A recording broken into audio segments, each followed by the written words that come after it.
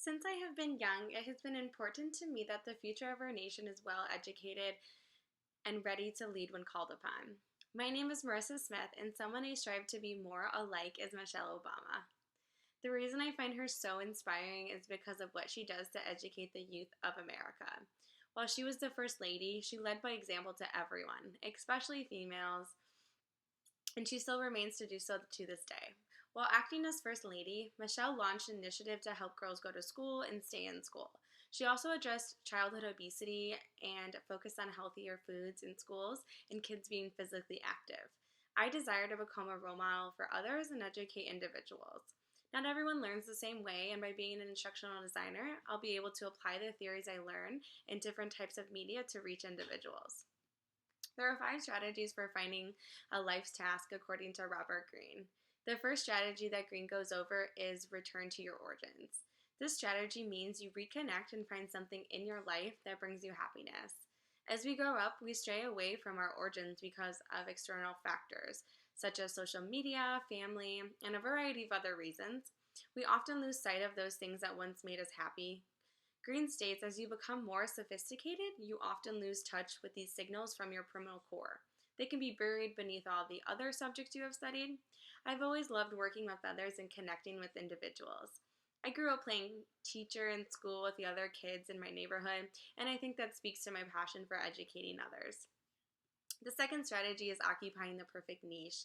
I believe that this takes a lot of time and perseverance. It is not always easy because, as Greene states, the more people there are crowded into a space, the harder it is to thrive there.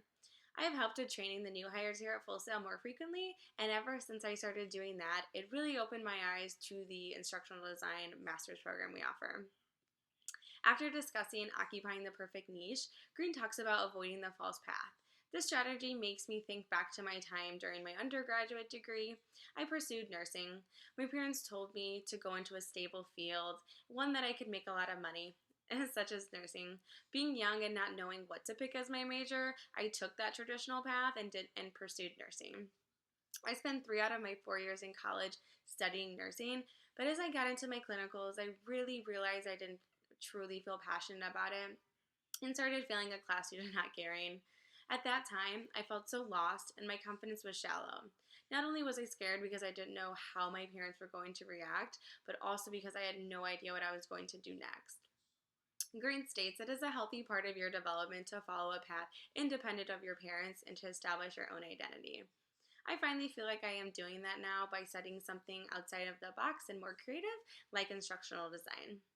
The fourth strategy Greene goes over is letting go of the past. This relates to the previous strategy for me. I had to let go of not continuing with nursing school. I'm grateful for my experience and the knowledge I learned, but getting into something I'm more interested in doing is ultimately the end goal. I used to really beat myself up that I graduated with such a broad bachelor's degree, such as in creative studies, because I never knew what to do with it as far as getting a job. It's a comprehensive major, and I've struggled to find employment with it. Greene states you don't want to abandon the skills and experience one has gained, but finding a new way to apply them. Graduate school does represent my opportunity to really get into the career field I am passionate about. The final strategy Greene talks about is finding your way back. Once I have applied these strategies and put them all together, I can be more aware of what path really aligns with my passions. In reference to Fuller, Greene states, perhaps what he perceived moments earlier as his mistakes were not mistakes at all. And I think this resonates to all my previous decisions I have made thus far. I've tried things that might not have worked out for me, but in the future I'm going to listen to myself and have the patience that the road to mastery will come when I focus on fulfilling my life's task, as Greene says.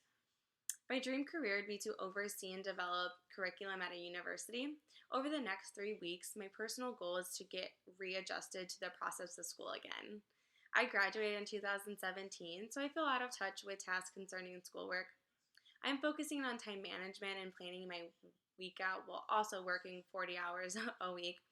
My second goal is to utilize Full Sail's extensive resources such as the Writing Center and the Student Liaison Team.